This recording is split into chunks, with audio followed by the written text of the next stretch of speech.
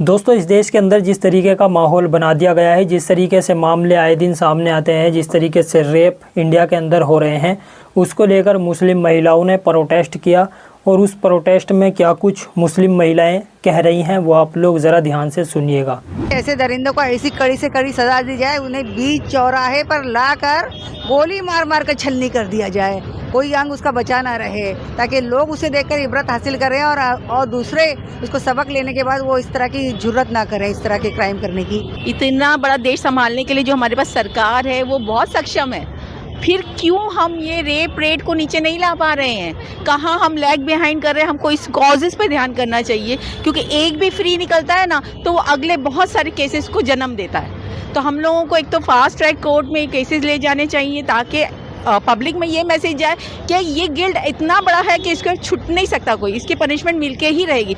बेटी पढ़ाओ और बेटी बचाओ के जो नारे लगाती है, तो बेटियों को पढ़ने तो हम भेज रहे हैं ना, अब उनका बचाव कौन करेगा?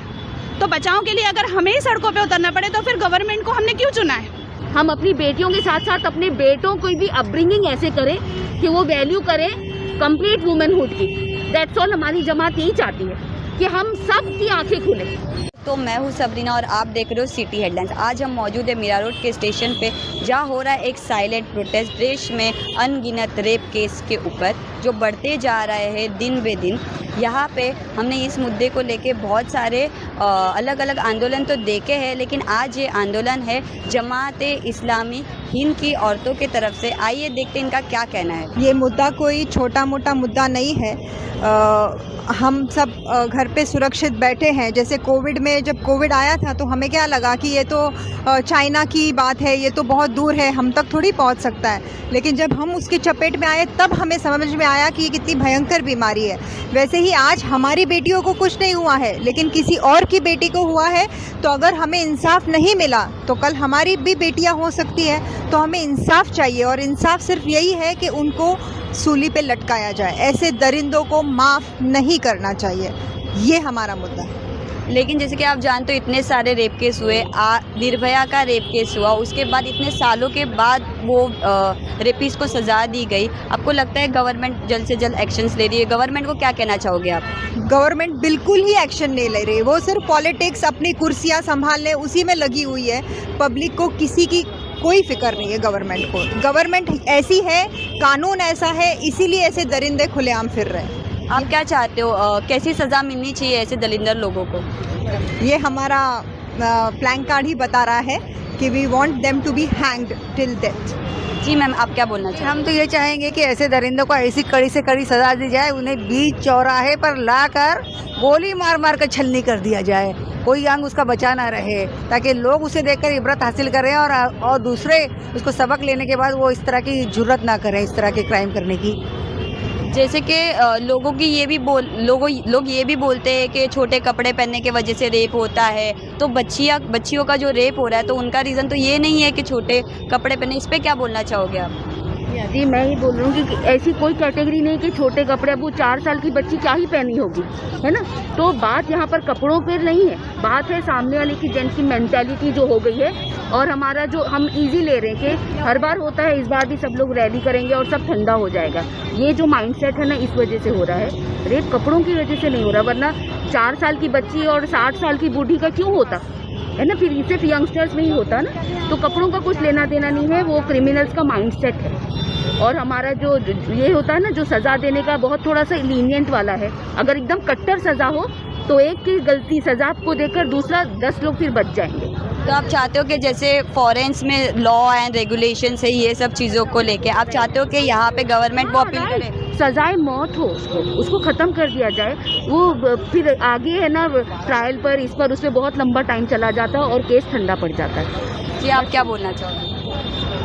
मुझे ऐसा लगता है कि हमारा इतना बड़ा देश है, इतना बड़ा देश संभालने के लिए जो हमारे पास सरकार है वो बहुत सक्षम है, फिर क्यों हम ये रेप रेट को नीचे नहीं ला पा रहे हैं? कहाँ हम लैग बिहाइंड कर रहे हैं? हमको इस कॉजेज़ पे ध्यान करना चाहिए, क्योंकि एक भी फ्री निकलता है ना तो वो अगले बहुत सारे केसेस को जन्म देता है। तो हम लोगों को एक तो फास्ट ट्रैक कोर्ट में केसेस ले जाने चाहिए, ताकि पब्लिक में ये मैसेज जाए कि ये गिल्ड इतना बड़ा है कि इसको छूट नहीं सकता कोई, इसकी पनिशमेंट मिलके ही रहेगी। मुझे लगता है सरकार को इसमें आगे बढ़ के कुछ एक ऐसे एक्शंस लेने चाहिए कि इंडिया वर्ल्ड पे धब्बा ना बने। इंडिया को हमको प्रॉस्पेरिटी की तरफ लेके जाना है। ये इंडिया हमारे क्या इंडिया हम बता रहे हैं सर दुनिया को, ये कोई दिखाने वाली चीज़ नहीं है। तो बस मेरा विश्वास है अपने सिस्टम पे, अपनी सरकार पे कि वो ज़रूर ऐसे एक्शंस लेगी कि इस केसेस को ख़त्म करेगी, ये मेरा विश्वास। जो इधर वो बदलापुर में क्या हुआ ना, उसकी वो इतनी छोटी बच्ची थी और उसके साथ ऐसा करते हुए इन लोग को जरा भी शर्म नहीं आई, और ऊपर से इन लोग ने ये छुपा के भी रखा हुआ है। जो भी आदमी है उसने ऐसा करा, भर चौकामध्ये त्याला फाशी द्यावी। असा कडक कानून सरकारने काढला पाहिजे ना, असा कडक कानून त्यांनी काढला तरच दुसरं होणार नाहीये। नाही तर हे तर असेच करत राहतात आणि हे लोक सारे खाली सबूत शोधत राहतात, किती पण सबूत भेटले तर काहीच करत नाहीयेत, खुर्च्या सांभाळतात खाली, तुला भेटेल का मला भेटेल, मतलब एवढंच करतात ना खाली ते, खुर्च्या सांभाळतात। तो यही कहने का मतलब ये है कि ये जो चल रहा है इसका क्या है, कब तक इंसाफ तो जब मिलेगा, तो कितने साल बाद? क्या हमें इसके लिए प्रोटेस्ट हमेशा करते रहना पड़ेगा? FIR के लिए प्रोटेस्ट किया जा रहा है, मिसगाइड किया जा रहा है, बताया जा रहा है कलकत्ता के लिए कि बच्ची तुम्हारी सुसाइड कर रही है, जबकि सब सबूत सामने है। कोई कि बच्चा भी नहीं कहेगा कि ये जो हो गया है वो सुसाइड है। त्याला भी गरज नाहीये। अच्छा, चौकामध्ये त्याला लटकून शनी फाशी द्यायची डायरेक्ट, तर एकाला फाशी दिली ना तरी पुढचा तो विचार करेल त्याची। आप कुछ बोलना चाहोगे? जी मैम, मैं ये बोलना चाह रही थी कि हमारा जो इंडिया है, हिंदुस्तान है, जिसमें नारी शक्ति और नारी सभ्यता को बहुत ज़्यादा प्रायोरिटी दी जाती है, आज कहीं ना कहीं ये इसीलिए भी किया जा रहा है, इनकी हिम्मत इतनी भी बढ़ गई है कि एक एज अ वुमेन वो सिर्फ एक सेक्सुअल ऑब्जेक्ट समझते हैं। और ये जो गंदी सोच उभर रही है, इसके पीछे कहीं ना कहीं ये भी वजह है कि आज जो फेमिनिज्म उभर रहा है, या औरतों को जो उनके हक के लिए वो बात कर रही हैं, या वो उनके हक के लिए लड़ रही हैं, या उन्हें कहीं ना कहीं प्रायोरिटी दी भी जा रही है, तो इसको दोबारा से दबाया जाए, दोबारा से जो है वुमेन्स के साथ इस तरह की हरकतें की जाए। जैसे अभी आपने कलकत्ता का जो जिक्र किया, तो उसमें अब जो एक लेडी डॉक्टर हैं, जिनके इंटरव्यू में उन्होंने कहा कि अब हम नाइट शिफ्ट करने से डर रही हैं, और इवन इसी तरीके से अब हम वुमेन्स भी आफ्टर यानी किसी वजह से मजबूरी में भी अगर हम निकलती हैं, तो अब हमें हमारी कौन रक्षा करेगा, कौन हिफाजत करेगा? अगर एक मर्द हमारे पीछे नहीं है किसी भी वजह से, तो आज इस तरह का माहौल क्रिएट किया जा रहा है कि औरतें फिर से जो है वो जिस दीवारी से निकली थी उसी में उनको दोबारा से कैद कर दिया जाए। ये भी एक मेंटालिटी है कि जिसके बारे में हम सबको गौर करना चाहिए, और हमारी गवर्नमेंट को चाहिए कि वो बेटी पढ़ाओ और बेटी बचाओ के जो नारे लगाती है, तो बेटियों को पढ़ने तो हम भेज रहे हैं ना, अब उनका बचाव कौन करेगा?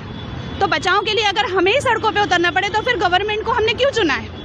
और वो अपने अधिकार का और अपने इसका क्या कर रहे हैं? तो हमें बस ये चाहिए, हमें इंसाफ चाहिए कि किसी भी बहन बेटी किसी भी धर्म से किसी भी जाति से ताल्लुक़ रखती है, नो मैटर्स, उसे इंसाफ होना चाहिए, और उसकी प्रोटेक्शन के लिए और इसके लिए हमारी जो गवर्नमेंट है उसको इस बात पर ध्यान देना चाहिए। सिर्फ नारे दे देने से काम नहीं होता है, इस पर काम करना होना चाहिए। जी, आप कुछ कह रही थी? मैं यही बात को दो शब्दों में ज़रूर दोहराना चाहूँगी कि ये बहुत हो गया, बेटी बचाओ बेटी पढ़ाओ, बेटी की सुरक्षा भी तो बढ़ाओ, उसको बाहर निकलने जैसा भी तो माहौल बनाओ। देखिए, मैं ये कहना चाहूँगी कि हम सिर्फ सरकार पर बिल फाड़ के नहीं बैठ सकते। ये जो मैसेज है ना, सरकार के लिए नहीं, कॉमन लोगों के लिए जो यहाँ से जा रहे हैं, जो हम इक्वलिटी की बात करते हैं बेटा और बेटी की, वी आर टेलिंग बेटी के बाहर मत जाओ रात में, बेटों को हमने खुला छोड़ दिया है, तो सिर्फ सरकार पे हम लेकर बैठ नहीं सकते। हम यहाँ पर कॉमन पीपल तक की मैसेज पहुँचा रहे हैं। जैसे बदलापुर के स्कूल में प्रिंसिपल का काम था कि पहले वो पुलिस में बताती, टीचर्स का काम था कि वो करते, और ये मैनेजमेंट का काम था कि बच्ची के साथ कोई फीमेल हेल्प जाती। ये हम अपनी गलती सरकार पर थोप कर नहीं बैठ सकते। यहाँ पर ये मैसेज है कि हम सबको अपनी अपनी जिम्मेदारी अदा करनी है। जैसे वो प्रिंसिपल है, जैसे वो टीचर है, जैसे वो क्लीनर है, हम अपनी बेटियों के साथ साथ अपने बेटों को भी अपब्रिंगिंग ऐसे करें कि वो वैल्यू करें कंप्लीट वुमेनहुड की। That's all. हमारी जमात यही चाहती है कि हम सब की आंखें खुले।